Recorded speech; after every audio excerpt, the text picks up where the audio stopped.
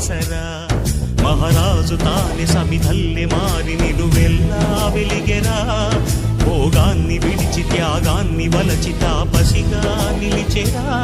జనక్షేమమే తన సంకల్పముగా తన ఊపిరి హోమజ్వాలలుగా స్వర్గాన్నే శాసించెనురా అమృతమును ఆహ్వానించెనురా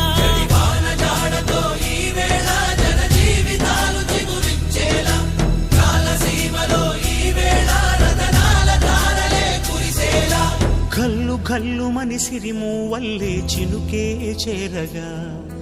జల్లు జల్లు మని పులకింతల్లో పుడమే పాడగా హరివిల్లు ఎత్తి కరిమబ్బు